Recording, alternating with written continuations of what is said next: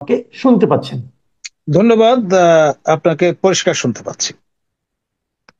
জনাব নাজমুল হাসান কলিমুল্লাহ, একটা প্রসঙ্গ নিয়ে আমি আপনার সঙ্গে যে প্রসঙ্গের কথা বলতে চাই, অনেকের কাছে এটা একটু সেন্সিটিভ মনে হতে পারে, কিন্তু আমরা লক্ষ্য করেছি আমাদের সীমান্তবর্তী রাষ্ট্র যে মিয়ানমারের যে এখানে ওই কর্নারে আপনার আরাকান যে আর্মি আছে তারা কিছু জায়গা দখল করেছে। এটা আমরা দেখেছি। তাদের সঙ্গে মিয়ানমারের যে জান্তা সরকার আছে তাদের সঙ্গে যে বিরোধ, সেই বিরোধে, এবং এটা তাদের ব্যাপার, এটা নিয়ে আমাদের কোনো বক্তব্য নেই। কিন্তু আমরা খুব উদ্বেগের সঙ্গে লক্ষ্য করলাম যে কদিন আগে তাদের একটা গ্রুপ আমাদের দেশের অভ্যন্তরে প্রায় 10 কিলোমিটার অভ্যন্তরে ঢুকে পড়েছিল, এবং তারা এখানে নানা রকম আনন্দ উৎসব করে চলে গেছে। তারপর সেই দৃশ্য তারা আবার সামাজিক মাধ্যমে পোস্ট করেছে। এখন প্রশ্নটা হলো যে তারা আমাদের এখানে কি করে ঢুকলো, আমাদের সীমান্ত রক্ষী বাহিনী কি করলো আসলে। আবার অনেকে ভারতীয় পত্রপত্রিকা দেখলাম সেটাকে তারা ভিন্নভাবে উপস্থাপন করলো। এখন এই যে পুরো বিষয়টা, আমার ধারণায় সবই আপনি আমার চেয়ে অনেক ভালো জানেন। আপনি কিভাবে জানেন এবং আপনি কিভাবে মূল্যায়ন করেন, সেটা একটু আপনার কাছ থেকে শুনতে চাই। ধন্যবাদ। যেই টেরেনের কথা আপনি বলছেন, এই টেরেনটা বাংলাদেশের সর্বোচ্চ টেরেন, অর্থাৎ বান্দরবান পার্বত্য জেলা। এই টেরেনে দীর্ঘদিন কাজ করবার, একটা সরজমিনে কাজ করবার অভিজ্ঞতা আমার এবং আমার পরিবারের আছে। আমার পিতৃদেব তিনি আপনার একটি ইনিশিয়েটিভ নিয়েছিলেন, যেটার নাম ছিল ম্রোচেট, ম্রো চ্যান চাপ ওংরাতিয়া, অর্থাৎ ম্রো জাতির আত্ম উন্নয়নের প্রচেষ্টা।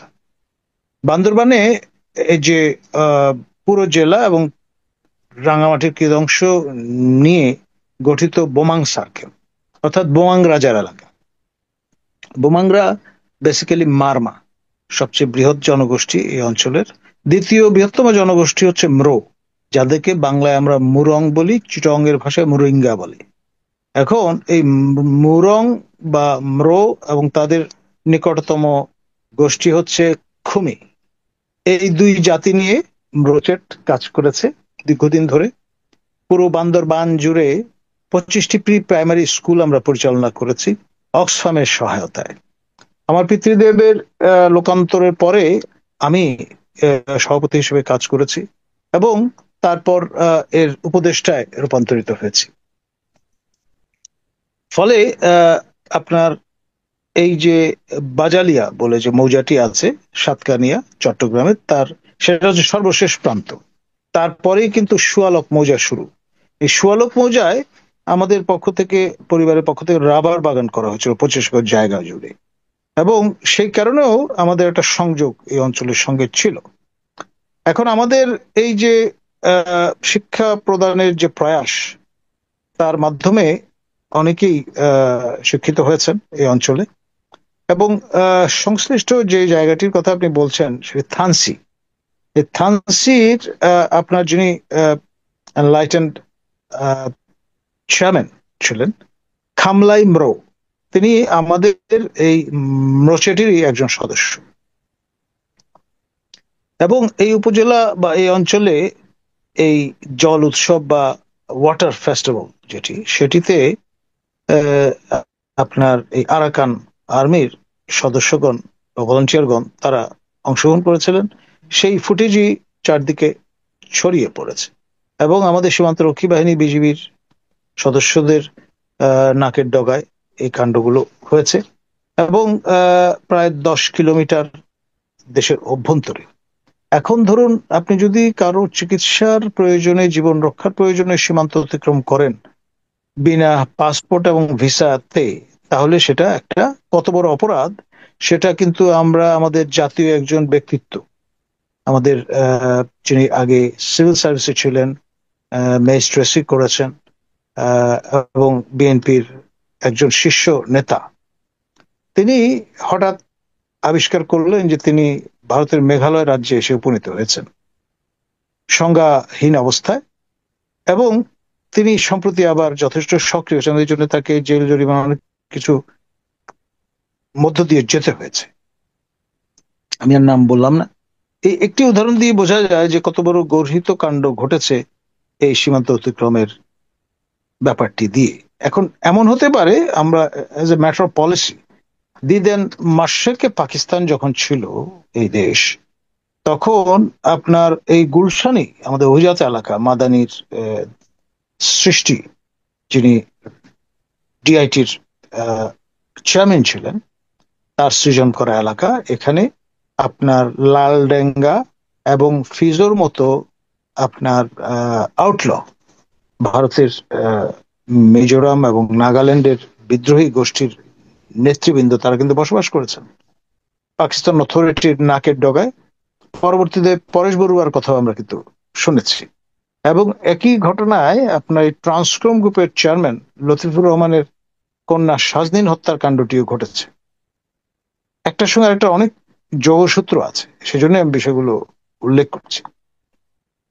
আর পরবর্তীতে যখন শেখ হাসিনা ক্ষমতা নেয়ার পর ভারতের সঙ্গে শুভেচ্ছার নিদর্শন স্বরূপ যতগুলো জায়গায় আমাদের বৃহত্তর সিলেটে টিএনভি বলুন, উলফা বলুন, তাদের যে অ্যামুনেশন গুলো লুক্কায়িত ছিল সেগুলো কিন্তু ধরিয়ে দেওয়া হয়েছিল। এবং আপনার এই যে ধরিয়ে দেওয়ার যে ব্যাপারটা, তার মধ্য দিয়ে তারা ভালনারেবল ফিল করে। এবং একই রকম প্রক্রিয়া একটা পর্যায়ে আপনার লালডেঙ্গা কেন্দ্রীয় সরকারের সঙ্গে চুক্তিতে আবদ্ধ হতে বাধ্য হন এবং যে ট্রুস বা চুক্তি বা অ্যাকর্ড, তার মধ্য দিয়ে প্রভিশন রেখে দেন যে কেন্দ্রীয় সরকার অনুমতি ছাড়াই মিজোরাম ইচ্ছা করলে প্রতিবেশী রাষ্ট্র মিয়ানমার এবং বাংলাদেশের সঙ্গে বাণিজ্য করতে পারবে। আর এই ল্যান্ডলকড এই যে স্টেট অফ মিজোরাম, মিজোরামের আপনার যিনি গভর্নর, তার যিনি সচিব ফালমুয়ানা, তিনি আমার সহপাঠী ছিলেন ইংল্যান্ডে। তার কাছ থেকেও ফ্রম হর্সেস মাউথ এই এলাকার খোঁজ খবরগুলো পেয়েছি। এবং আপনার এই টেরেইনে 2700 বছর আগে আসেরীয় আপনার যে পারসিকিউশন, তার সম্মুখীন হয়ে লেভেন্ট থেকে অর্থাৎ ভূমধ্যসাগরের পূর্ব তীর থেকে ইসরায়েলাইটদের যে 12টি ট্রাইব বা গোত্র, তার মধ্যে 10টি হারিয়ে গিয়েছিল, লস্ট হয়ে গিয়েছিল। তার মধ্যে একটি এই বিশাল পথ অতিক্রম করে আপনার এসে থিতু হয়েছিল মিজোরাম এবং মণিপুরে 2700 বছর আগে। তারা বনি মানাসা, এই বনি মানাসাদের উত্তরসূরি যারা, তারা মিসেস গোল্ডা মায়ার যখন প্রাইম মিনিস্টার ছিলেন ইসরায়েলের, তখন তার কাছে চিঠি লেখেন দাবি করে যে তাদের অধিকার আছে ইসরায়েলের নাগরিকত্ব গ্রহণের, এই জন্য যে তারা জু। তখন মিসেস গোল্ডা মেয়ার তাদের এই দাবি কতটুকু সত্যি সেটি যাচাই করবার জন্য ইসরায়েলের চিফ রেবাই অর্থাৎ প্রধান ধর্মযাজক, যিনি ইহুদি ধর্মযাজক, তাকে আইজল, যেটি মিজোরামের রাজধানী, সেখানে পাঠিয়েছিলেন। এবং তিনি আপনার এই পুরো বৃত্তান্ত শুনে খোঁজ খবর নিয়ে ওল্ড টেস্টামেন্ট স্টোরির সঙ্গে তওরার সঙ্গে মিল খুঁজে পেয়ে তাদের স্থানীয় যে উপাখ্যানের, তিনি ঘোষণা দিয়েছিলেন যে এরা জেনুইনলি বনি মানাসার উত্তরসূরি। এবং তার উপর ভিত্তি করে আলিয়া যেটাকে বলে, অর্থাৎ ফিরে যাওয়া, সেই প্রক্রিয়াটি শুরু হয়। ভারত ন্যাচারালি খুব একটা কমফোর্টেবল ছিল না বিষয়টা নিয়ে, ফলে এরা দলে দলে কাঠমান্ডুতে গিয়ে হাজির হয়, নেপালের রাজধানী। এবং সেখানে লাজেমপাট এলাকায় ইসরায়েলের যে দূতাবাস আছে, তার মধ্য দিয়ে ইমিগ্রেশন ভিসা নিয়ে কাঠমান্ডু থেকে আল এল, ইসরায়েলের যে জাতীয় পতাকাবাহী বিমান, তাতে করে তারা গিয়ে তেল আভিভে উপনীত হয় এবং বেনগুরিয়ন এয়ারপোর্টে তার ইমিগ্রেশনের ব্যবস্থা হয়। এইরকম ভাবে প্রায় 12,000 মিজো যখন চলে যান। এখন ইসরায়েলের সমস্যা হলো ইসরায়েলের স্ট্র্যাটেজিক ডেপথ নাই, কত বেশি লোক তারা অ্যাবজর্ভ করবে। তো ফলে তারা সেখানে ক্ষান্ত দেয় এবং ইতনে বছরে এই সময়ের মধ্যে ইসরায়েল ডিফেন্স ফোর্সে মেজররা যোগ দেয় এবং লেফটেন্যান্ট কর্নেল কর্নেল পর্যন্ত র্যাঙ্কে উপনীত হতে সমর্থ হয়। এবং আমরা একটু আরাকান প্রসঙ্গে এই এলাকাটা যদি আসি, আমরা ডিটেইলে গেলে হয়তো আমরা খেয়ে হারিয়ে কমপ্লেক্স ফেলবো। সিচুয়েশনটা এর সঙ্গে কিন্তু এটা যোগসূত্র আছে, সেজন্য আমি বলছি, জি এমনি এমনি বলছি না। কারণ এটা যদি আপনি না ধরতে পারেন, তাহলে এটার স্বরূপ কতদূর পর্যন্ত বিস্তৃত সেটা কিন্তু বোঝা যাবে না। আচ্ছা, ঠিক আছে, আপনি স্বাধীনের একটু দিকে। সংক্ষেপে বলে ভালো হয় আর কি। হ্যাঁ। জি, আমি যেটি বলছি, জি। আপনার এই যে গোষ্ঠী, তার হাত ধরে আপনার দ্বিতীয় ইসরায়েল গঠনের একটি ও, পরিকল্পনা আছে এই অঞ্চলে, রিড্রয়িং অফ দ্য এই ম্যাপ। অঞ্চলে? জি, সেজন্যই আমার এই বক্তব্য হাজির করা। আপনি খেয়াল করেন, এই যে সম্প্রতি যে গাজা মাস চার্চ আমরা করছি না ঢাকায় বিপুল জি জি উৎসাহে, জি জি এই জি। গাজাতে যে আমাদের ফিলিস্তিনিদের নিধনের কাজটি যেটি হয়েছে, সেখানে গুরুত্বপূর্ণ ভূমিকা পালন করেছে ভারত থেকে, মিজোরাম থেকে, মণিপুর থেকে যাওয়া মানাসা কনস্ক্রিপ্টরা। তারা ভলেন্টিয়াররা গিয়েছে হাজার হাজার, এবং গিয়ে এই যুদ্ধ আহ, সফল করবার জন্য ইসরায়েলের সঙ্গে কাঁধে কাঁধ মিলিয়ে কাজ করেছে, তাদের ধর্মীয় দায়িত্ব মনে করে, কর্তব্য মনে করে। এখন এই যে অঞ্চলটি, এখানে একটা হুট করে তো ঘটনাটি ঘটেনি।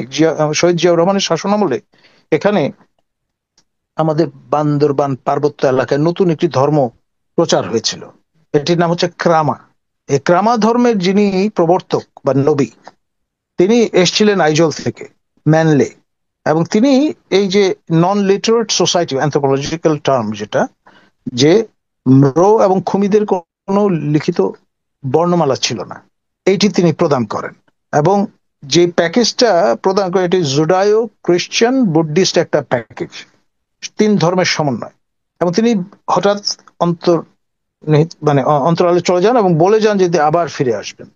তো ফলে এই যে গ্রাউন্ডটা তৈরি হয়ে গেছে কনভার্সনের এবং ফ্যামিলিয়ারাইজেশন উইথ জুডাইজম, সেটি কিন্তু প্রাথমিক ধাপ। এবং বর্ণমালা প্রদান করা হয়েছে, তার উপর ভিত্তি করে স্ক্রিপচার তৈরির প্রক্রিয়া চলছে। এখন এই যে গসপেল, ওল্ড টেস্টামেন্ট, তরা, এই বিষয়গুলো সঙ্গে একদম ফ্যামিলিয়ারিটি তৈরি হয়েছে। এমনকি আমাদের সাজেক ভ্যালিতে আমি উল্লেখ পেয়েছি একটি ইহুদি আপনার জনবসতি গড়ে উঠেছিল। সর্বশেষ খবর আমি জানি না, কিন্তু এই যে লোকজন যারা ইসরায়েল থেকে হেঁটে আপনার মিজোরাম অব্দি এসছে, এসে তখন তো আর সীমান্ত একই ছিল, আলাদা ছিল না পার্বত্য চট্টগ্রাম এবং আপনার মিজোরামে, তারা এখানে পর্যন্ত এসে উপনীত হয়েছে। বাকি যে জুরা, বাঙালি জু যারা, তারা এই অঞ্চলে এসছেন, তাদেরকে বলা হয় ইরাকি জু। এবং তারা আপনার বাগদাদি জু, তারা ওখান থেকে এসছেন, পশ্চিমবঙ্গে বসতি করেছেন। এমনকি ঢাকায় জুদের বা ইহুদিদের একটি গুপ্ত উপাসনালয় ছিল। এবং 137 জন বাঙালি জু এখনো বাংলাদেশে বসবাস করেন। তারা অধিকাংশই আপনার জিহোভাজ উইটনেস এই ছদ্মনাম তারা ব্যবহার করেন পারসিকিউশনের ভয়। সর্বশেষ তাদেরকে দেখা গিয়েছিল আমাদের খুব জনপ্রিয় সিনেমা আপনার আনোয়ার হোসেন যেটাতে অভিনয় করেছিলেন, সিরাজউদ্দৌলা। জি সেখানে ইংরেজির ভূমিকায় যিনি অভিনয় করেছেন, তিনি বাঙালি জু, মিস্টার কোয়েন। এবং তিনি রেডিও পাকিস্তানে কাজ করতেন। এবং 65 যুদ্ধে যখন ভারতের সঙ্গে পাকিস্তান এই যুদ্ধে জড়িয়ে পড়ে, তখন আবিষ্কার হয় যে ইহুদি লোক রেডিও পাকিস্তানে কাজ করছে। এবং তিনি পারসিকিউশনের ভয়ে আড়ালে আবডালে চলে যান। 71-এর মুক্তিযুদ্ধের পরে এই পুরো পরিবার, তারা যারা ছিলেন এখানে ঢাকায়, তারা চলে গেছেন কলকাতায়। এবং কোচিন, কলকাতার জু তারা অনেক আগেই যাওয়া শুরু করেছিলেন। আলিয়া বলে এটাকে, আমরা যেমন হিজরত বলি সেরকম আলিয়া। জি। তারা চলে গিয়েছিলেন এই হিব্রু টার্ম আপনার জেরুজালেমে। এবং জেরুজালেমে তখন থেকেই একটা চিন্তা আছে লার্জার ইসরায়েল তৈরি গঠনের। আপনার রিভার নাইল থেকে শুরু করে টাইগ্রিস ইউফ্রেটিস পর্যন্ত পুরো টেরিটরি নিয়ে জান ল্যান্ড, সেটি বাস্তবায়নের কাজ কিন্তু চলছে এখন। গাজা খালি করে দেয়া তারই অংশ। এবং সেই অনুসারে আপনার সিরিয়ার অর্ধেকটা ইতিমধ্যে ইসরায়েলের করতলগত হয়ে গেছে, তাদের সোয়েতে চলে গেছে। এবং এইসব বেসিক্যালি জনবিরল ডেজার্ট বা সেমি অ্যারিড টেরিটরি, এগুলো বাস্তবায়ন করতে বছর খানেকের বেশি সময় লাগবে না ইসরায়েলের। আপনার এই সাতাল আরব থেকে শুরু করে রিভার নাইল পর্যন্ত পুরো এলাকা জুড়ে হবে লার্জার ইসরায়েল। এবং তাতেই হয়তো তারা ক্ষান্ত হবে না, নতুন আরেকটা জুইশ স্টেট আমাদের এখানটায়, আমাদের প্রান্তে গঠনের চেষ্টা চলছে। এবং সেখানে হয়তো মণিপুরের কিয়দংশ, মিজোরাম এবং আমাদের পার্বত্য বান্দরবান, কক্সবাজার এবং চীন ও রাখাইন প্রভিন্স নিয়ে যে আপনি টেরিটরি। যে কথাটা বললেন, যে আমাদের এই এলাকায় একটা নতুন মানে আপনার ইহুদি রাষ্ট্র গড়ার যে আপনার মানে আপনি ষড়যন্ত্র আমি দেখছেন। প্রথম না, আমি ষড়যন্ত্র বলছি না, এটা কিন্তু একটা পরিকল্পনার অংশ। একটা পরিকল্পনা। তো এবং এই পরিকল্পনা যে এবং দেখছেন। না না এটা আমরা যারা যতই জজবার কথা বলি না কেন, রিয়ালিটি হচ্ছে ইসরায়েল রাষ্ট্রের জন্ম না হলে পাকিস্তান রাষ্ট্রের জন্ম হতো না, পাকিস্তান রাষ্ট্রের জন্ম না হলে তৎকালীন মাশরেকে পাকিস্তান বর্তমান বাংলাদেশের এই অবয়বে জন্ম হতো না। এবং এটি নিয়ে ডিটেইল একাডেমিক কাজ আছে। এবং জুইশ থিওক্রেটিক স্টেট আপনার ইসরায়েলের সঙ্গে সোয়াপ হিসেবে পাকিস্তান এই মুসলিম থিওক্রেটিক স্টেটের জন্ম। এটা আমার কথা হলো কি, এটা যদি হয় তাহলে আমাদের এই রিজিয়নে এখন তো তাহলে আরাকানের যে আরাকান বাহিনীর যে আপনার মনে করেন দখল করে নেওয়া একটা অঞ্চল, তাদের দখল, তো সেখানে আমাদের অবস্থানটাকে, আমাদের ভূমিকাটা তাহলে কি দাঁড়াচ্ছে? আমরা দেখুন আবারও ওই ইসরায়েলের দ্বারস্থ হতে হচ্ছে। আমাদের বাংলাদেশ রাষ্ট্রটিকে প্রথম স্বীকৃতি প্রদান করে ইসরায়েল 29 এপ্রিল 1971 সনে। কারণ 28 এপ্রিল 1971 খন্দকার মোশতাক আহমদ, আমাদের তৎকালীন প্রয়াত পররাষ্ট্রমন্ত্রী, তিনি একটা চিঠি পাঠিয়েছিলেন ইসরায়েলের প্রেসিডেন্ট এবং প্রাইম মিনিস্টারকে। তার উপর ভিত্তি করে তারা কিন্তু রেসপন্ড করেছিলেন পরের দিন।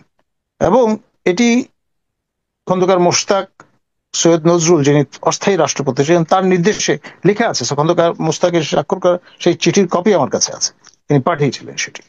এবং তার উপর ভিত্তি করে ইসরায়েল স্বীকৃতি প্রদান করে। লিবারেশনের পরে দ্বিতীয়বারের মতো 72 সনে আবার ইসরায়েল আমাদেরকে স্বীকার করে নেয়, কিন্তু আমরা রেসিপ্রোকেট করিনি। এটা এমন একটা হেরিং, রেড হেরিং এর মতো, সেটা নিয়ে এখন আমরা ভুগছি। কদিন আগে আমাদের ই পাসপোর্ট থেকে অ্যাকসেপ্ট ইসরায়েল এটি আবার প্রযুক্ত করা হয়েছে এই আপনার রুব্রিকটি। এখন এদিকে যে বিষয়টা, আপনি গ্লোবালি খুব সরল অঙ্কে যদি আমরা বলি, পৃথিবীর সবচাইতে শক্তিশালী রাষ্ট্র মার্কিন যুক্তরাষ্ট্র।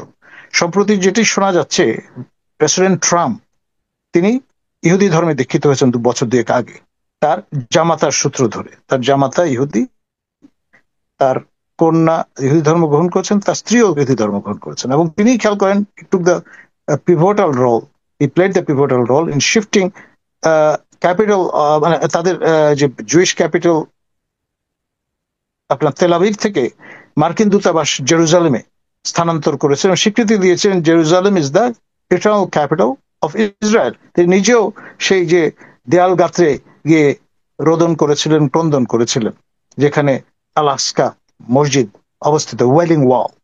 এবং আপনার যেহেতু মার্কিন যুক্তরাষ্ট্র ম্যাটার করে, তাদের সবচাইতে ঘনিষ্ঠ বন্ধু মিত্র হচ্ছে নেতানিয়াহুর দেশ ইসরায়েল। তো সুতরাং এই কাজটা এখন আরো সহজ হবে। আর আমাদের মাননীয় প্রধান উপদেষ্টা, তিনি মার্কিনদের দীর্ঘদিনের মিত্র, বন্ধু, এবং ধাপে ধাপে মানে ডেমোক্র্যাট অ্যাডমিনিস্ট্রেশন যেমন তাকে পরিপুষ্ট করেছে, এখন টার্ন হচ্ছে আপনার এই রিপাবলিকান অ্যাডমিনিস্ট্রেশনের।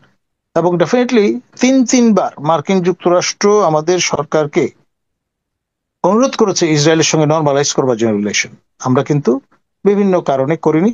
এবং ইসরায়েলের ত্রাণ সামগ্রী আমরা গ্রহণ করেছিলাম গত কেয়ারটেকার গভর্নমেন্টের সময়, সিডরের পরপর ইসরায়েলের মাধ্যমে ভিয়া আপনার এই টার্কিশ রেড ক্রিশ্চান সোসাইটি আমাদের এখানে সেই ত্রাণ সামগ্রী এসে পৌঁছেছে।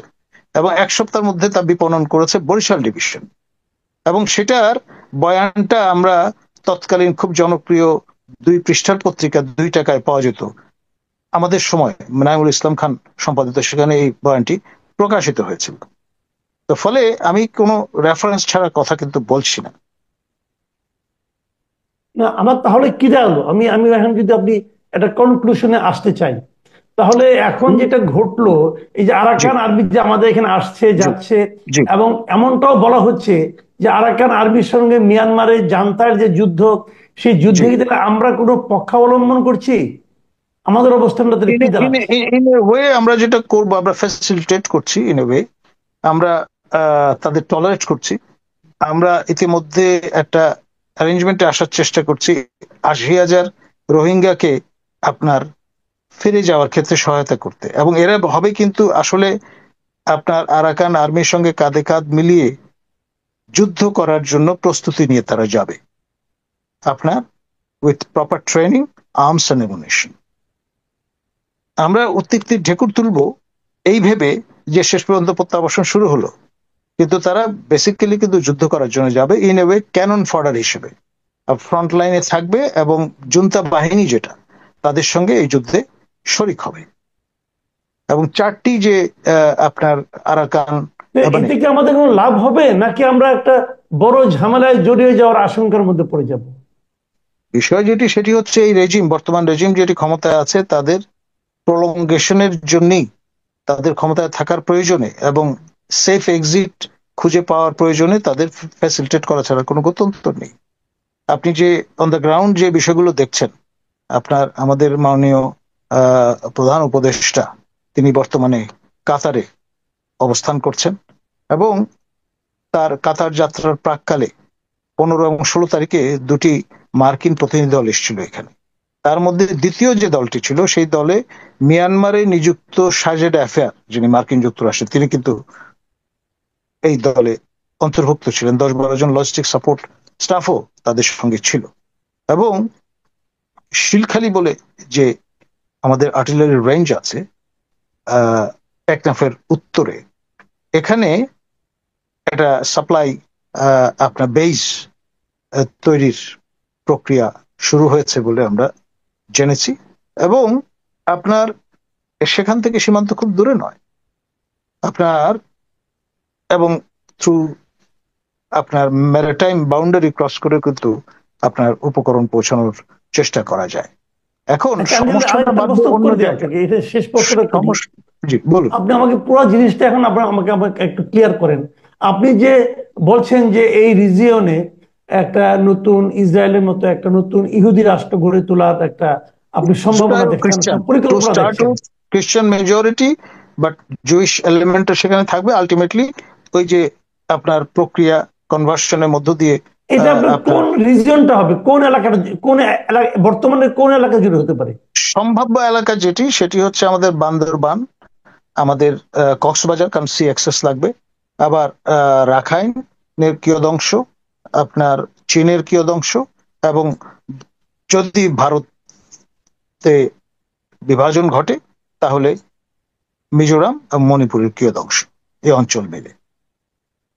তো এই জিনিসটা কি এই এই যে এতগুলি রাষ্ট্র বলেন আপনি, অনেকগুলি রাষ্ট্র তো জড়িত আছে, আরাকান আছে, তারপরে আপনার ভারত আছে, চীন আছে, বাংলাদেশ আছে, এই রাষ্ট্রগুলি কি এই জিনিসটাকে মানে এই মেনে নেবে, অথবা এরকম কোনো কি ভিত্তি কি আছে বলে মনে হয় আপনার? এটা কিন্তু আমরা বিগত সরকারের প্রধানমন্ত্রীর কণ্ঠ কিন্তু একবার শুনেছিলাম, এই ধরনের একটা মানে কথা উনি বলেছিলেন, উচ্চারণ তিনি করেছিলেন। খ্রিস্টান রাষ্ট্রের কথা বলেছিলেন হ্যাঁ, আর বারংবার আমাদের বলবার চেষ্টা করছিলেন যে এই আমাদের সেন্ট মার্টিন আইল্যান্ড সেটা নিয়ে, যেটা আসলে কোনো ভিত্তি নেই, ফিজিবল না, ড্রাফট নেই। তাহলে এখন যে আমাদের সেন্ট মার্টিনে আপনার দর্শনার্থীদের গমন এবং ভ্রমণে এক ধরনের আপনার নিয়ন্ত্রণ তৈরি করা হয়েছে, এটা কি ওই ঘটনার সঙ্গে কোনোভাবে সম্পর্কিত, ওই পরিকল্পনার দেখুন সঙ্গে?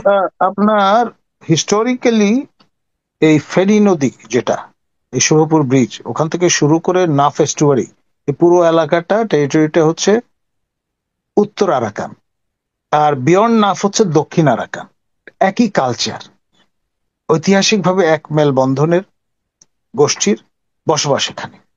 এখন ধরুন যারা আসছে রোহিঙ্গারা, তারা যদি না যায়, এখানে থুতু হয়, এবং এই সূত্র ধরে আরাকান আর্মি যদি ক্লেম করা শুরু করে যে আমাদের হিত রাজ্য বা আমাদের পূর্ব এলাকা, যেটি শায়েস্তা খান জয় করেছিলেন এবং নাম দিয়েছিলেন ইসলামাবাদ, এই উত্তর আরাকান, ফলে তার মধ্য দিয়ে যেই ক্লেম কাউন্টার ক্লেম, আপনার ওগাডেনে যে যুদ্ধ আমরা প্রত্যক্ষ করেছিলাম সোমালিয়াতে, ইথিওপিয়া আর সোমালিয়ার মধ্যে, ইথিওপিয়ার অভ্যন্তরে, সেরকম একটা হটবেড হয়ে যেতে পারে এখানে। আর আপনার বিয়ন্ড দ্য ফ্রন্ট লাইন বলে ট্রিট করা হতো পাকিস্তানকে সেই যুদ্ধের সময়, আফগানে যখন আফগানিস্তানের সোভিয়েত ইনভেশন হয়েছিল, তা আমরা এখানে হয়তো সেরকম একটা ভূমিকা পালন করতে চলেছি। জি, অনেক ধন্যবাদ জনাব নাজমুল হাসান কলিমুল্লাহ। আপনি আসলে অনেকগুলো বিষয় বললেন, যার বিষয়ে যে ব্যাপারে হয়তো আমার ধারণা আমাদের দর্শকদের, food for thought, food for thought. হ্যাঁ, আমার মনে হয় আমাদের দর্শকদের অনেকে এই বিষয়গুলি সম্পর্কে অতটা ওয়াকিবহাল ছিলেন না, অথবা অনেকের মধ্যে নতুন চিন্তার হয়তো জন্ম দেবে এই বিষয়গুলো। আমি জানি না ওনারা কিভাবে নেবেন। প্রিয় দর্শক, আপনারা শুনলেন এবং আমি এই ব্যাপারে আপনাদের মন্তব্য জানতে চাই পরবর্তীতে, যে জনাব ডক্টর নাজমুল হাসান কলিমুল্লাহর যে বক্তব্য, এবং উনি কিন্তু সবসময় কথা বলেন, উনি মানে হাওয়ার উপরে কোনো কথা বলেন না। ওনার প্রচুর কাগজপত্র ঘেটেই উনি কথা বলেন, ইতিহাসের উপর, তথ্যের উপর ভিত্তি করে বলেন। এই যে এগুলো আমার মনে হয় আমাদের জন্য নতুন চিন্তার জন্ম দেওয়ার ক্ষেত্রে সুবিধা করবে। আপনারা আপনাদের মতামত লিখবেন। আজ এ পর্যন্তই। অনেক ধন্যবাদ সবাইকে আমাদের অনুষ্ঠান শোনার জন্য। আল্লাহ হাফিজ।